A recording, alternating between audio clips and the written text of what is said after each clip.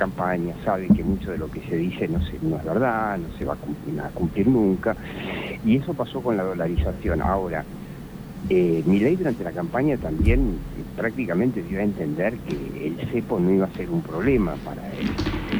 Y la verdad que asumió, bueno, se produjo la devaluación que se esperaba, y el cepo siguió ahí, y vino en marzo de 2024 con los dólares de la cosecha, y el cepo siguió ahí, ¿no? Y pasa el tiempo, y de alguna manera desde el propio gobierno fueron alentando versiones de que, bueno, de que cuando venga la cosecha, de que, bueno, de año, que cuando esto, cuando el otro, se levanta el cepo.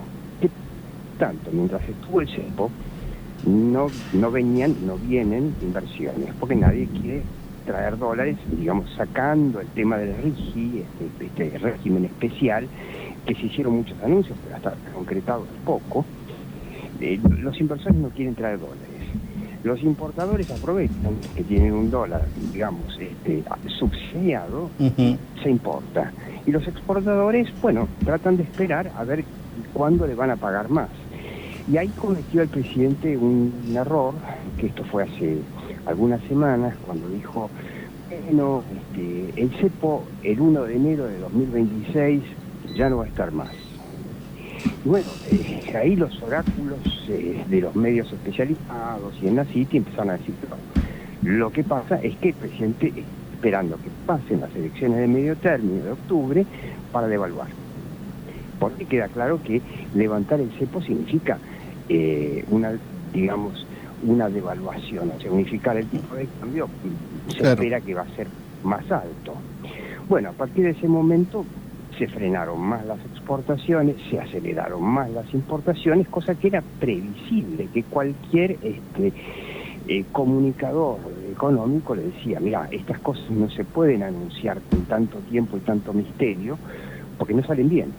Y bueno, no salieron bien, y lo tuvimos a Luis Caputo siendo muy ambiguo y teniendo que anunciar lo que quizá uno nunca se hubiese imaginado que iba a anunciar el gobierno de Milei, que es una asistencia del Fondo Monetario, donde se habla de supuestos 20.000 millones de dólares. Y recordemos que también en la campaña Milei había sido muy crítico del Fondo Monetario, de los planes del Fondo Monetario, de los gobiernos que tienen que acudir al Fondo Monetario, como lo fue el de Mauricio Macri. Bueno, recordemos, Diego, fue crítico con Caputo mismo. Hablando, y con Caputo mismo, hablando en la versión Caputo con Macri, exactamente, sí. Exactamente. Bueno, y lo que hizo el jueves Luis Toto Caputo es, a la mañana de que abrieran los mercados, anunciar este monto de 20.000 millones de dólares del fondo, como para tranquilizar a los mercados. Y la verdad que el jueves los mercados no se tranquilizaron, y lo que sí hubo es una conferencia de prensa, como la hay regularmente en Washington, con la del fondo, Julie Kozak, a la que le preguntaron, acá el ministro de Economía argentino acaba de anunciar 20.000 millones de dólares de ayuda. Lo confirma, y la vocera lo que dijo fue complicar más las cosas, porque dijo, es un monto significativo, pero no quiso confirmar el número. Más tarde quedó claro que alguien la llamó, le pidió por favor confirmarlo, y a la tarde, ya cerrados los mercados, lo confirmó. Esto fue el viernes. ¿Qué pasó hoy? Bueno, está bien, estamos en un momento de gran volatilidad, la volatilidad se llama Trump, y Argentina, por supuesto, no se escapó a esa volatilidad, pero es evidente que toda esta ayuda del fondo, que habrá que ver cómo viene, cuán rápido viene y cuánta plata realmente es, lo que está generando es el efecto inverso, de alguna forma. Está generando la sensación de que si el gobierno no acude al Fondo Monetario o al Banco Mundial o al BID por algún tipo de ayuda, no sabe. Inclusive el Club de París. Todo esto hay que decirlo, que mientras tanto el gobierno estuvo perdiendo las últimas 2 semanas 1.500 millones de dólares de reservas, y que la plata del Fondo Monetario, y ahí está la gran duda de los mercados, la plata del Fondo Monetario no es un regalo, es un préstamo. Tal cual. Por lo tanto, no son reservas que se suman, sino que es un préstamo, y ahí viene la gran duda histórica de la Argentina, y es si el fondo le permitiría a Javier Milei usar esos dólares como se lo permitió en su momento a Mauricio Macri.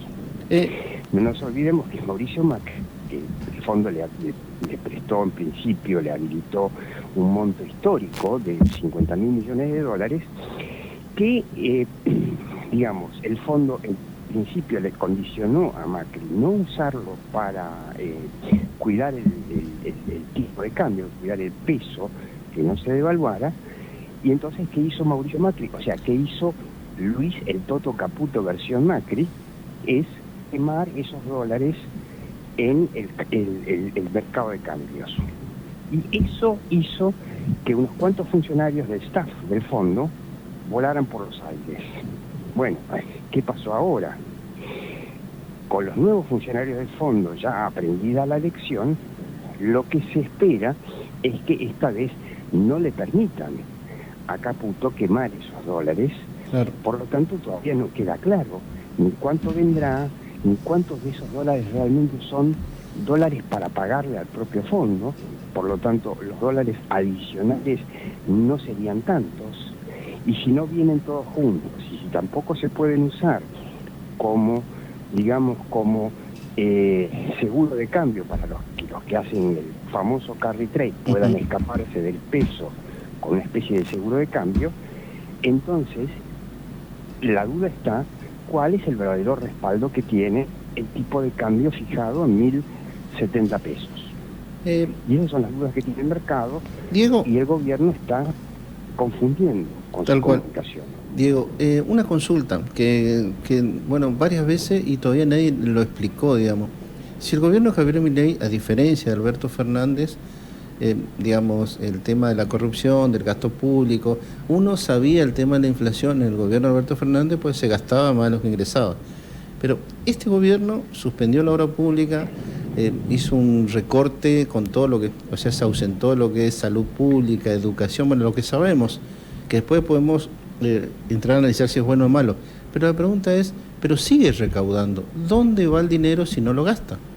Pues no lo gastan, no lo gasta, digamos, en lo que habitualmente veíamos, obra pública, vuelvo a repetir. ¿Dónde va el dinero? Pues la recaudación sigue, o sea, el ex AFIP, ahora Arcatec, sigue cobrando, los impuestos se siguen pagando. ¿Dónde va el dinero hoy por hoy?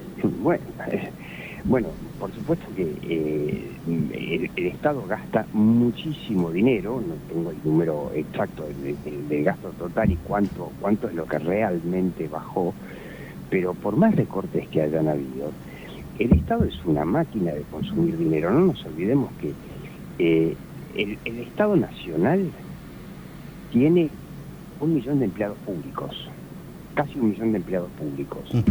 Y los despidos que hizo el gobierno nacional de Milei hasta ahora fueron muy mínimos en comparación con esa enorme cantidad de empleados públicos que hay. No tengo el número exacto, pero podríamos decir, quizás llega a un 5% de eso.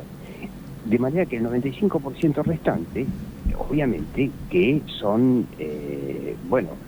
sueldos que se van, y ese es el principal gasto del Estado Nacional, sueldos, y en ese sentido Milei la ve claramente. Un Estado que solamente paga sueldos no puede hacer nada. O sea, a la hora de la salud, a la hora de la seguridad, es muy poco lo que le queda por hacer. Y eso sigue funcionando. O sea, el aparato, el inmenso aparato del Estado, y yo te diría, en un 95%, yo digo esto es arbitrario, no es que tengo el número estadístico, pero en un 95% sigue ahí y es muy difícil de bajar. O sea, requiere programas muy minuciosos. Mira, lo que vos preguntas es muy sabio, ¿no? Donald Trump en Estados Unidos puso a Elon Musk, que es el hombre, el multimillonario que está al frente de de esta especie de agencia que inventó Trump para bajar el gasto público en Estados Unidos. Y bueno, cortó con algo, se copió de la motosierra. De hecho, hay fotos donde lo muestran a Elon Musk con Javier Milei con su motosierra y ahí bailando con la motosierra. Bueno, ¿qué pasó?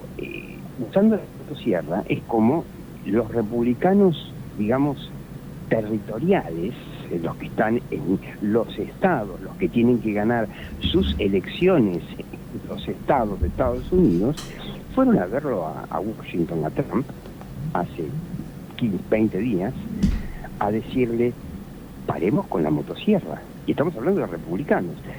Cambiemos la motosierra por un bisturí.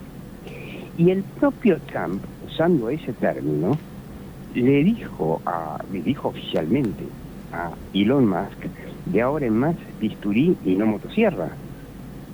Porque lo que hizo realmente fue brutal. O sea, cerró directamente dependencias completas sin pensar, bueno, el detalle que requiere mucho trabajo, requiere quizá trabajo de consultoría para ver, bueno, a ver con cuánta gente se podrían hacer determinadas cosas, si determinadas cosas se pueden dejar de hacer. Eso es un trabajo muy fino que no se puede hacer, digamos, entre comillas, con la motosierra de Milei, sino realmente hay que hacerlo con un bisturí. Para Estados Unidos, por ejemplo, un ejemplo, Donald Trump cerró por idea de Musk una agencia que se llama USAID, que es la agencia de ayuda de Estados Unidos para los países más pobres. Claro. Por suerte en la Argentina nunca la vimos actuar, pero en países como Bolivia, en África, es muy activa en temas de salud, en temas de pobreza extrema. Bueno, toda esta gente se volvió a Estados Unidos, o se está volviendo a Estados Unidos. ¿Quién toma ese lugar? Ese lugar lo toma China. Tal cual. Entonces, los recortes terminan teniendo efectos geopolíticos muy negativos para Estados Unidos. Pasó acá. Y claro, las grandes inversiones, o sea, la base china no fue gratis, digamos. Pero no, también, convengamos que cuando por esa decisión política, pues nosotros vamos de un extremo a otro, es decir, el gobierno anterior no quería tener una relación cercana, por no decir carnal, y volver a los años 90 con Estados Unidos, pero lo tenía con China. Y eso cambiamos la relación carnal por China, por supuesto. Claro, y ahora, bueno, cambiamos de relación carnal y nos fuimos a Estados Unidos. Hasta ahora sin ningún... a una relación carnal de nuevo con Estados Unidos, con un Estados Unidos dirigido por un Trump que ha decidido tener su relación con Vladimir Putin y no con Europa, con los países occidentales. Y lo primero que hizo fue colocarnos aranceles y directamente, digamos, castigar a nosotros que somos productores de insumos para Estados Unidos. Bueno, pasado mañana empieza a regir lo que Trump llama el Día de la Liberación, el 2 de abril, que empiezan a regir los aranceles para todo el mundo, incluso para el acero y el aluminio de Aluar y de Somisa, de Chin, que exportamos a Estados Unidos. Bueno, yo ahí quiero verlo. ¿Cuál es el negocio que hizo Javier Milei con el alineamiento estricto con Estados Unidos? Asesoramiento en cripto. Asesoramiento en cripto habrá pedido Javier Milei. Sí. Diego, como siempre, un placer enorme hablar con vos. Nos extendimos el tema económico, así que te convocaremos dentro de poco porque vos sos un conocedor de lo que está pasando en Capital Federal. Pues a mí me llama la atención lo disgregado que va el PRO. Quiero saber cuánto daño le puede hacer eso, Rodríguez. Bueno, vos me ibas a preguntar por eso, brevemente te digo, es una mala decisión, una mala decisión de Javier Milei y de Karina Milei, el no haber hecho una alianza con el PRO que debía haber sido en la ciudad de Buenos Aires y en la provincia de Buenos Aires, porque es improbable, veremos todavía, si es que realmente se llega a cerrar una alianza en provincia y no en la ciudad de Buenos Aires.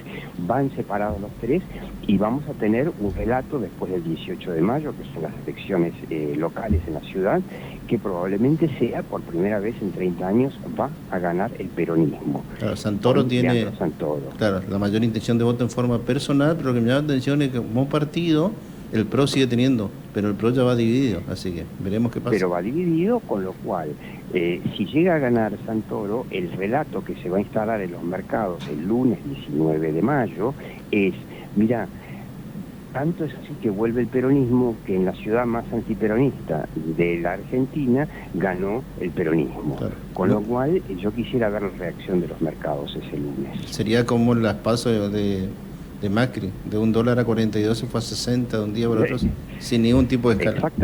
Exactamente lo que pasó cuando ganó la PASO Alberto Fernández. Diego, como siempre, placer enorme, gracias por hablar con nosotros. Gracias por llamar. Hasta luego. Hasta acá Diego Delimbergue, que es uno de los analistas, periodista político más reconocido, tiene la hora Maquiavelo, es consultor permanente de los medios nacionales, Infobae, TN entre ellos. Fernández